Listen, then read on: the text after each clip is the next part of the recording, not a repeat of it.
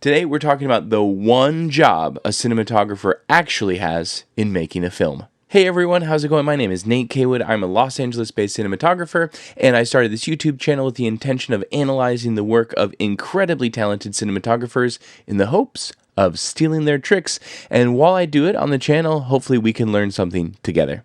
So the subject that I want to talk about today is establishing your tone, or what some people call cinematic linguistics. Basically, all of the choices that you're making in pre-production that go into crafting what your film is going to look, and more importantly, feel like. Let's get into it. First off, I want to talk about how does this frame from John Wick differ from this frame? How does this frame from Dune 2 differ from this frame?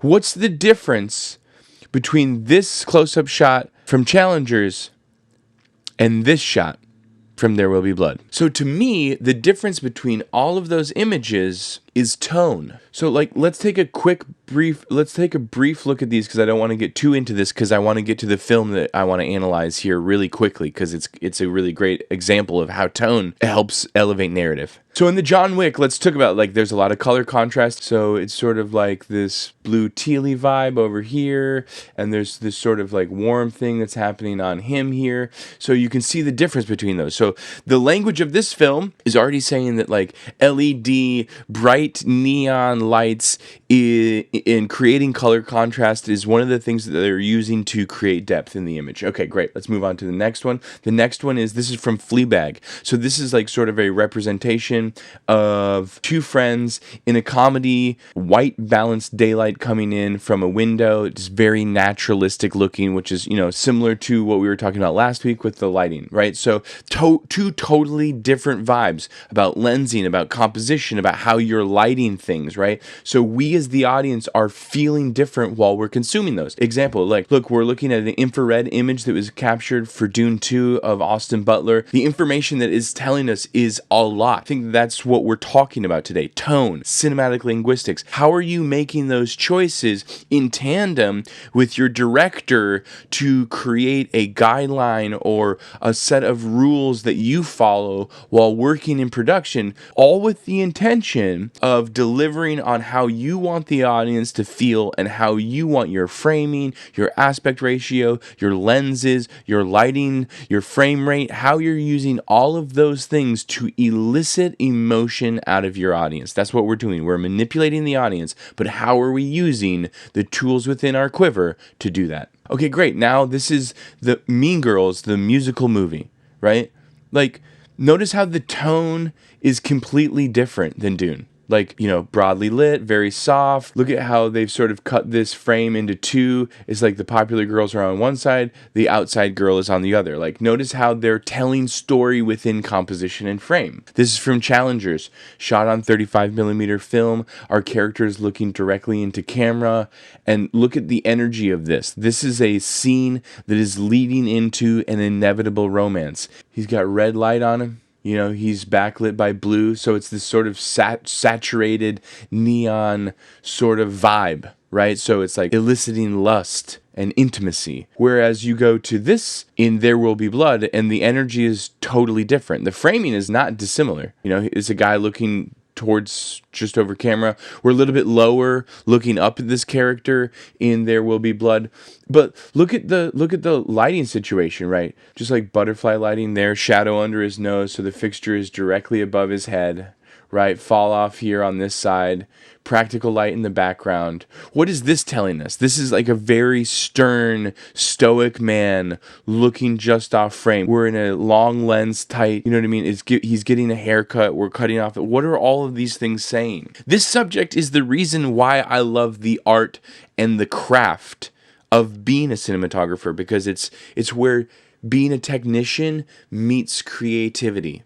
Because our job is to be the technical person on set. You have to understand the lighting, the lensing, the cameras. You have to understand all that sort of stuff. But your job is to help translate all of the tech stuff to the director so that your director has the privilege of telling the story that they are seeking to tell. And it's like, it's just so exciting.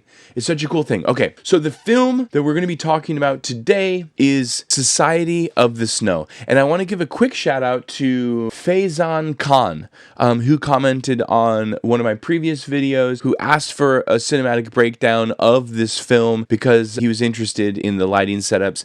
And as I watched the film, I was really struck with coming up with this subject today. Talk about the cinematic linguistics, specifically in lighting, in my opinion, inform what the filmmakers are trying to tell us and elicit out of us as an audience. This is a very bold claim, and you might disagree with it, so let me know what you think in the comments below. My premise for today's video is that the filmmakers used warm light, mostly from the sun, to elicit the feeling of nostalgia, hope, and a return to status quo for us as the audience while watching this movie, and let me explain why. Brief aside, I do want to do like maybe a spoiler alert thing. If you're interested in watching this film, I think you should go see it before you watch the rest of this breakdown, because there are things that are going to be illuminated in the story. After this moment, we're talking about what happens in the movie, so spoilers alerts beyond. Okay. All right, in this film, the movie is about a group of Uruguayan rugby players who are traveling to Santiago, Chile. One of the first scenes takes place as they're trying to recruit people to go with them to Chile on the plane, and it takes place in a church. Okay, so this is I just want to start talking about coverage. Notice the sun is coming through this window, but the overall vibe and feeling of this room, tonally, in color temperature, in the color grade, is warm. While this isn't quite as warm in color temperature as far as color grade is concerned, you can see how strong the direct sunlight is, right? Once again, these two scenes are happening at the very beginning of the movie, before the journey, before the trip has even been taken, okay?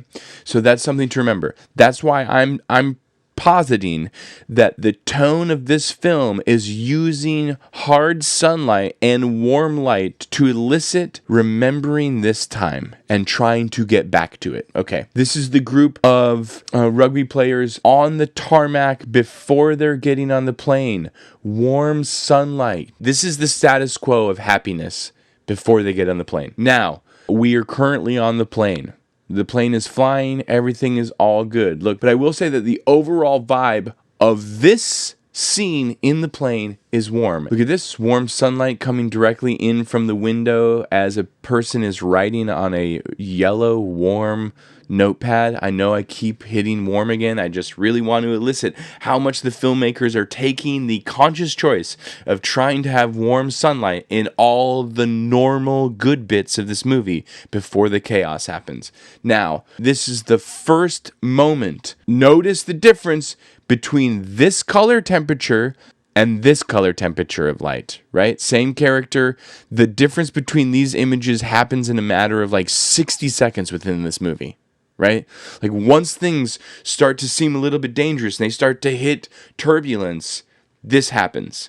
Now, why are they doing that? The filmmakers are making a conscious choice in the tone and their lighting design to elicit this subconscious feeling. If you're watching this movie, you'll never notice the color shift in the light. You simply won't. You'll feel it. But our job is to analyze other people's really great work and see how we can steal it. And this is an incredible trick. This is an image that takes place immediately after the plane has crashed. The color temperature on him is cool, right? They have crashed. They are in snow. The sunlight has been left behind. The warmth and joy of their status quo has been left behind. Okay? This is the first night that our character is trying to survive the wilderness and brutality of freezing cold temperatures. Okay, notice it's soft light, a little bit of hard edge light coming back here, but it's all blue. Cool, cool, cool, cool. We are eliciting the feeling of cold in our audience. Now, this is where I think things are really interesting. So in the film, the character is asking right now, basically, in this moment, will I survive until tomorrow morning? And notice what the filmmakers do as the following scene. This is the following scene after that question is asked. Look what happens.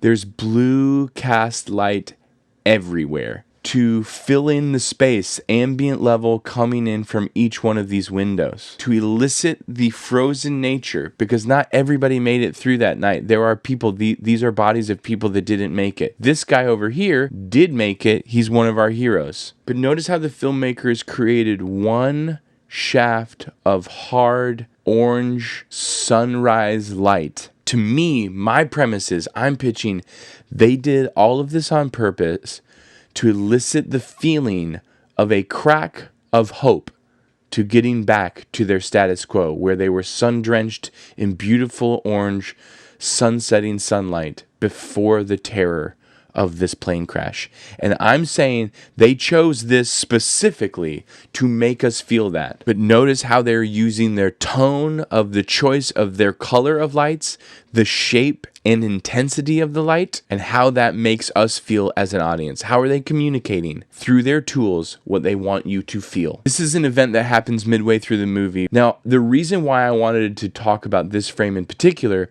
is because of how close we are framed to the character that we're shooting and how wide the lens is. Like, we can see quite a lot of this character's face, and we're very close to him. The proximity is like, this is a wide lens. I would guess this is like a 24 or an 18, and they're using a 2 times anamorphic lens so that the aspect ratio is a 2:4 aspect ratio. So what that means is we get to see a lot of wideness in the landscapes, of which there are many beautiful landscapes in this film. But it also means that it distorts and makes our characters feel unworldly when we are this close to them. I just wanted to point that out, that it's not just about color contrast in this film. It's about how they lens it and the proximity that the camera is to our subjects when we're wanting to feel their desperation, their isolation, and how scared they are, and their trauma. This scene and this character right here, a minute later, survives the avalanche and uses this tool, a lighter, to establish that there is oxygen coming into the avalanche area and that they have the ability to survive this moment. So I just wanted to point out that once again, hope, the opportunity for survival, the chance to make it through each one of these events is bookended by warm firelight, whether from this lighter or the sun, right?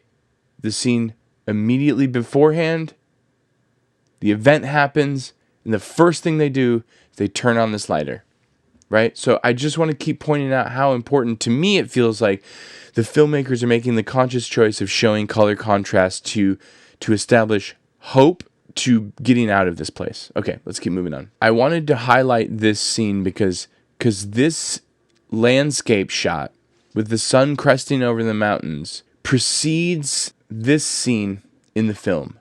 And this scene in the film is when one of our protagonists decides he's going to climb down the mountain no matter how long it takes to get help. This is a turning point in the film. This person is making a decision about being rescued. And once again, it's immediately preceded in the film by this shot. An emerging warm sunlight over the snow-capped mountains. So this is him leaving midday. Okay, so here you can see the guys walking down the mountain. They're trekking. It's taking days and days and days, right? This night right here, which follows them hiking down the mountain, you can see they've created a fire, and look what's there. Warm firelight. I wonder what's going to happen the next day when they wake up. Oh, there's like a horsebackman just looking at them as they wake up, meaning they've been found. The trek was successful, right?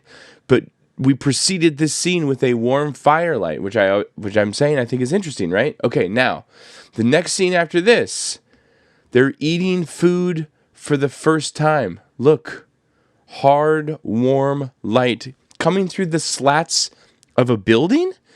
You know what I mean? It's like, at this point, I think we're getting it, right? Like, the sun means hope, success, safety. This is a scene that happens after they've eaten, where there's a radio broadcast that announces that the survivors of the plane crash have been found and that these 2 men walked down the mountain to find safety and help their friends get rescued. And this is the scene about how this is the images that they're showing us over the radio sounds of them being rescued. Like, come on. Go along on this ride with me. Am I right? Am I wrong? Let me know. Like, I'm saying that sunlight in this movie means hope and status quo and being alive. And I think we're on to something here. Okay, this is the last shot of the movie. Last Supper vibes, Michelangelo's Last Supper vibes at all, anybody? These are all of the survivors of the accident. Again, yellow cast everywhere. Warm, joyous, safe light. There's something here, right? Like, I'm not like totally going out on a limb. Like, let me know what you think, right? I hope that you guys enjoyed this, because this is actually what I love about cinematography. Like, I think it's so much fun. This is what I love about narrative. This is how I love story being elicited in cinematography. And the thing is, like, when you watch this movie, I don't think the cinematography is in your face. I don't think it takes you out of the film. I think it heightens and it makes you feel everything even more. This channel has become so much fun. I'm so excited and grateful for the community of people who are commenting on the videos, who are letting me know how they're feeling about stuff. I'm so grateful to you. Thanks so much for watching. Like, subscribe, leave me a comment below. Let me know what you want to see next, what you want to learn next. All right, talk soon. Cheers.